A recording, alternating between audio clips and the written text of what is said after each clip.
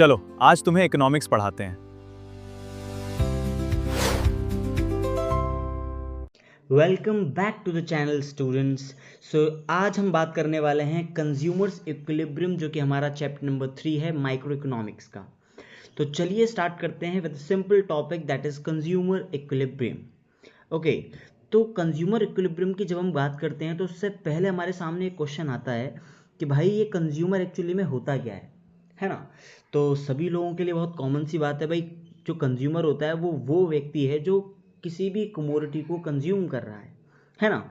तो अगर हम इकोनॉमिक्स की भाषा में बोलें तो कंज्यूमर क्या है?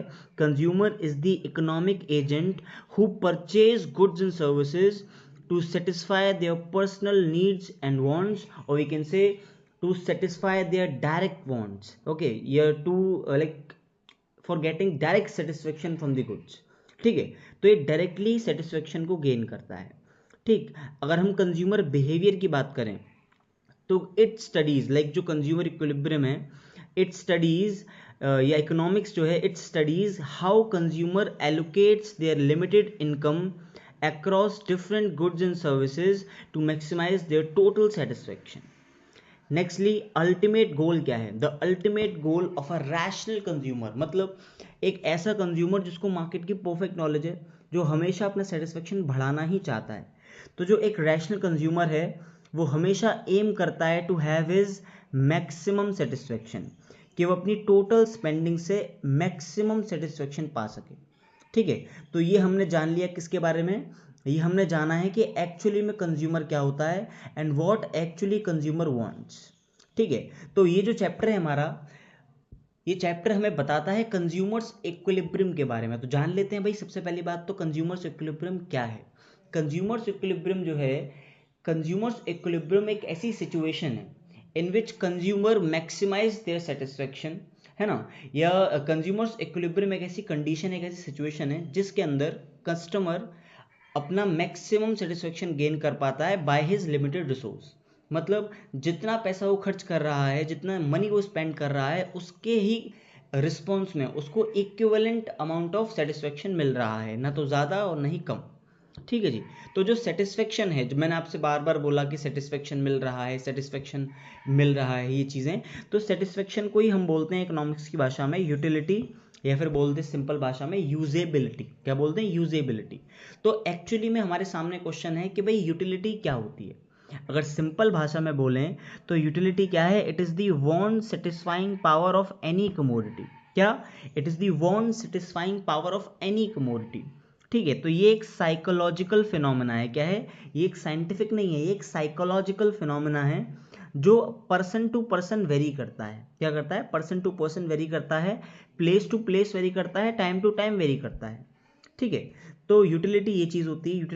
यूटिलिटी मतलब क्या है? यूटिलिटी मतलब है यूजेबिलिटी, या बोल सकते हैं want satisfying power of the commodity. ठीक है जी। तो अगर हम बात करें मेजरमेंट की, तो यूटिलिटी को हम दो तरीके से मेजर कर सकते हैं। The first way to measure utility is cardinal measurement of utility, जो दिया है एल्फ्रेड मार्शल नाम के इकोनॉमिस्ट ने। ठीक है, ये एक ब्रिटिश इकोनॉमिस्ट थे। इन्होंने ये एक मेथड दिया कि आप भैया यूटिलिटी को, किसी भी चीज़ के सेटिस्फेक्शन को काउंट कर सकते हो। क्या कर सकते हो? काउंट।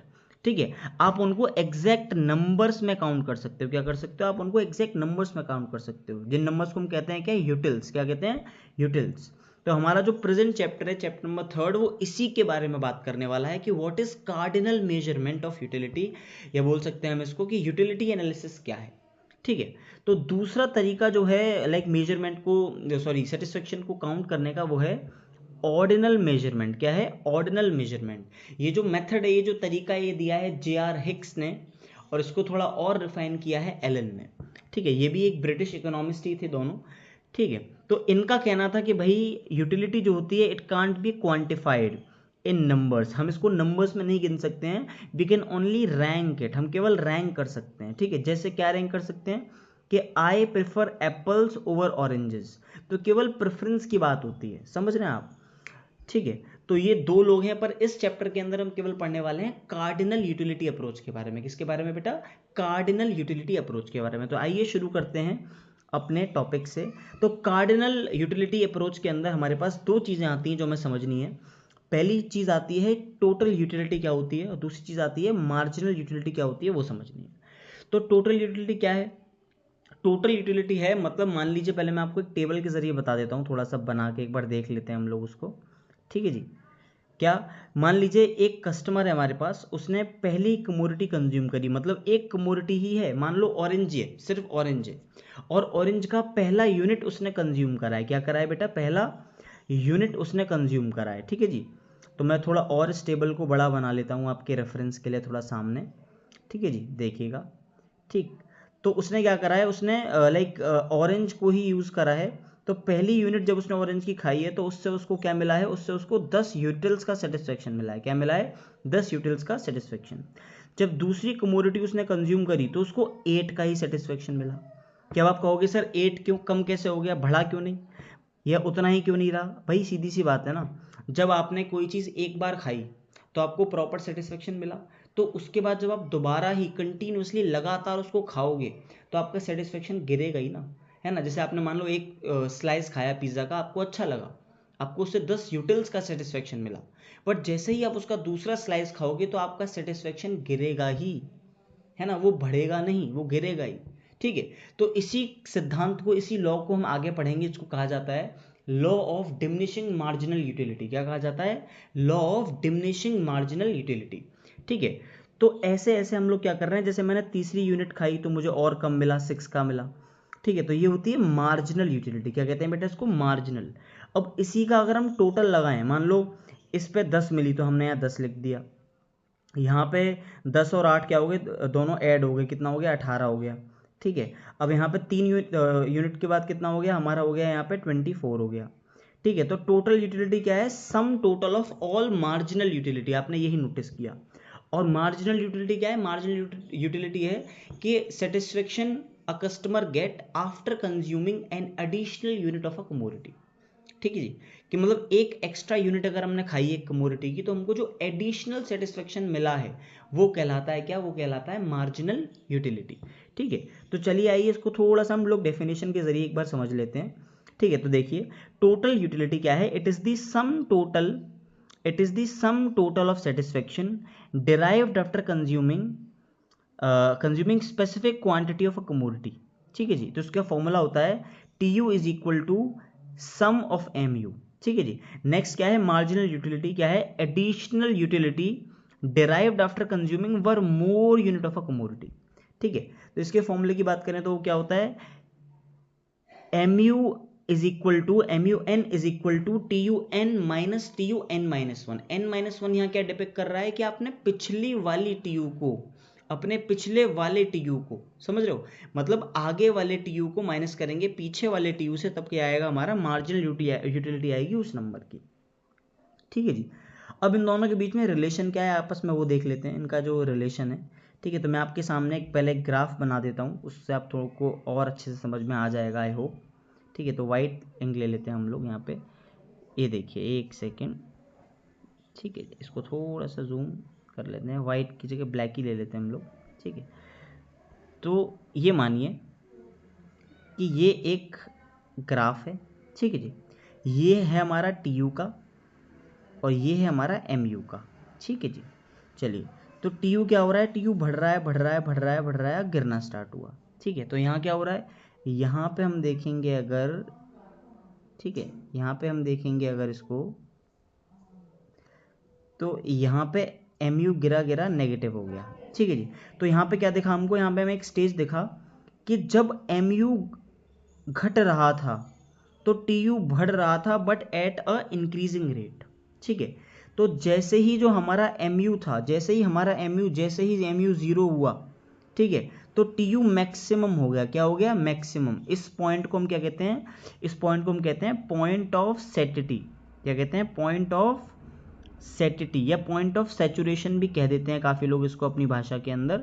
ठीक है, ये पॉइंट क्या दिखा रहा है? ये पॉइंट हमको दिखा रहा है मैक्सिमम सेटिस्फेक्शन। क्या दिखा रहा है बताइए? Maximum satisfaction. ठीक है जी। नेक्स्ट, जब MU गिरना स्टार्ट हुआ, मतलब बोल सकते हो जब MU नेगेटिव चला गया, बिल्कुल माइनस में चला गया, तो हमारे TU ने क्या करा? डिक्लाइन होना स्टार्ट कर दिया। तो यही है एक तरह से इनके बीच में आपस में रिलेशन। ठीक है, उसको हम एक टेबल ऑफ फॉर्म में अब देख लेते हैं क्या है कि जब तक mu पॉजिटिव है, जब तक mu पॉजिटिव है tu इंक्रीज होगा but at a diminishing rate. Okay, when mu becomes zero tu becomes maximum. tu becomes maximum, that is called as point of satiety. satiety का मतलब होता है maximum satisfaction. okay, next is when mu becomes negative so tu starts declining. और यहाँ पे एक fourth point आप जरूर याद रखना, क्या, कि tu is equal to summation of mu. ये आपका फोर्थ पॉइंट बन के सामने आएगा, जिसको आपको लिखकर दिखाना है, इसके आपको नंबर मिलेंगे. ठीक है जी. अब मैंने आपको शुरुआत में बता दिया था कि जब मैंने बताया कि जैसे जैसे हम लोग ऑरेंजेस आगे कंज्यूम कर रहे हैं तो after eating every additional orange हमारा जो mu है, मार्जिनल यूटिलिटी है, वो डिक्लाइन हो रही है. तो मैंने आपको बताया था ये एक लॉ होता है जिसको हम कहते हैं DMU, लॉ ऑफ DMU. ठीक है, तो आइए हम एक बार दोबारा से इसकी डेफिनेशन को देखते हैं क्या है. The law of DMU states that as consumer consumes more and more specific like more and more units of the specific commodity continuously.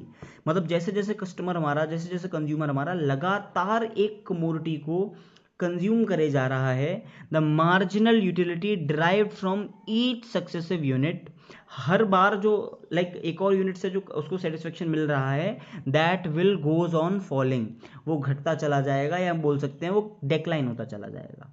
ठीक है जी. अब प्रश्न आता है, सर ऐसा होता क्यों है, वाई दिस लॉ ऑपरेट्स. ठीक है जी. तो this law operates because human wants for a specific commodity are satiable. As you consume more of a good your desire or intensity for the specific good is decreasing. ठीक है, तो यहाँ पे सेटिएबल होती है एक इंसान की जो ह्यूमन वांट होती है, कि जैसे जैसे आपको उसकी चीज मिलती जाएगी वैसे वैसे आपको उसकी इच्छा कम होती चली जाएगी, सीधी सी बात है. ठीक है, तो लॉ ऑफ DMU जो है वो बेसिक अजम्पशंस मान के चलता है. पहली अजम्पशन है, मैं आपको बता दूं, पहली अजम्पशन है स्टैंडर्ड यूनिट्स. मतलब आपको जो कमोडिटी कंज्यूम करनी है that should be of standard units. Means आपको a cup of tea use करनी है. ऐसा नहीं है भाई आप बोलोगे नहीं मैंने तो एक चम्मच चाय पी ली है, मुझे मिला है 10 यूनिट का सेटिस्फेक्शन, मैंने दूसरी चम्मच जब पी चाय की तो भी मुझे उतना ही मिला. नहीं भैया, आपको बताना है, आपको कंज्यूम करनी है स्टैंडर्ड यूनिट्स. क्या कंज्यूम करनी है, स्टैंडर्ड. मतलब आपको एक स्टैंडर्ड यूनिट कंज्यूम करनी है भैया. आपको जैसे एक स्लाइस ऑफ पिज्जा खाना है, not a bite of pizza, तभी आपका ये जो लॉ ऑफ DMU है काम करेगा. ठीक है जी. सेकंड अजम्पशन जो हमारी आती है वो आती है कंटिन्यूअस कंजम्पशन. आपको कंजम्पशन में टाइम गैप नहीं रखना, लेकिन आपने जैसे अभी मान लो एक कमोडिटी कंज्यूम करी तो आपको लगातार कमोडिटीज को कंज्यूम करते जाना है, यूनिट्स को कंज्यूम करते जाना है. अगर आपने कहा भाई मैंने एक चाय सुबह पी थी, एक कप चाय, और एक कप चाय शाम को पी है, मुझे सेम लेवल ऑफ सेटिस्फेक्शन मिला, और इवन दो मेरा सेटिस्फेक्शन तो शाम को बढ़ गया ना, this law will not operate like this. This law operates when you consume commodities continuously. ठीक है, तो ये है. इसमें एक और पॉइंट आता है हमारा थर्ड पॉइंट, जिसको हम बना लेते हैं, वो है कि आपको आइडेंटिकल कमोडिटीज को कंज्यूम करना है. क्या, आइडेंटिकल. आइडेंटिकल क्या होता है सर, आइडेंटिकल का मतलब होता है कमोडिटीज ऑफ सेम काइंड, है ना. मतलब समोसे हैं तो एक ही बार में बने हुए, एक ही साइज के, एक ही क्वालिटी के, एक ही दुकान के समोसे कंज्यूम करने हैं. ये नहीं कि एक लालू राम के यहाँ से ले आए, एक छग्गन के यहाँ से ले आए, या एक ब्रिजवासी के यहाँ से ले आए. ठीक है, ऐसे नहीं. आपको सेम काइंड के कमोडिटीज कंज्यूम कर, सेम यूनिट्स कंज्यूम करनी है, सेम कमोडिटी की, सेम टाइप, सेम यूनिट्स. ठीक है जी. हाँ, आप ये नहीं कर सकते कि आप अलग अलग यूनिट्स कंज्यूम नहीं कर सकते हैं. ठीक है, मतलब अलग अलग यूनिट्स, मतलब आप अलग अलग यूनिट्स तो कंज्यूम कर रहे हो, बट आप अलग अलग जगह के नहीं कर सकते. है ना, आइडेंटिकल होना चाहिए, उसमें सिमिलैरिटी होनी चाहिए, होमोजीनिटी होनी चाहिए. ठीक है, आइडेंटिकल होनी चाहिए.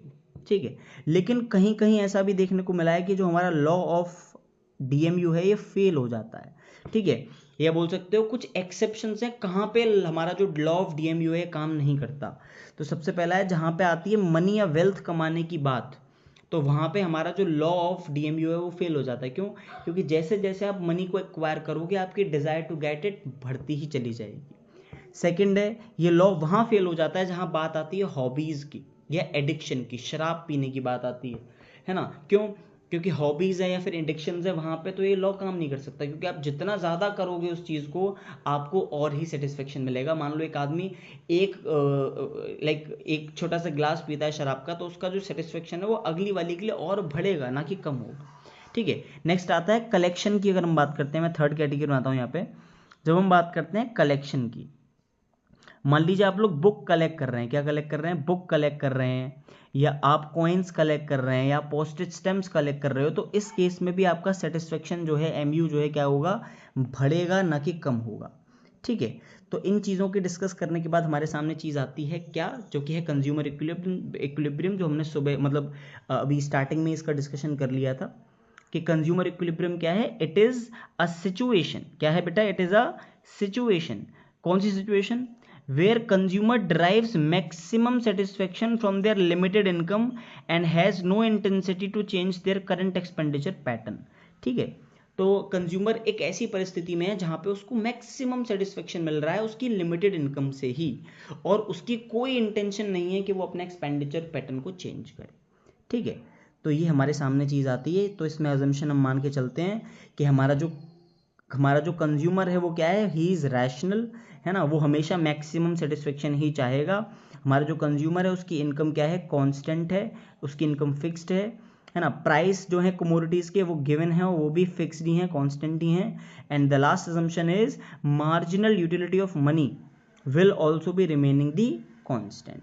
ठीक है, चलिए, तो अब हमारे सामने यहाँ पे आते हैं केसेस, मतलब अब हमें करना है मार्जिनल यूटिलिटी एनालिसिस को प्रैक्टिस।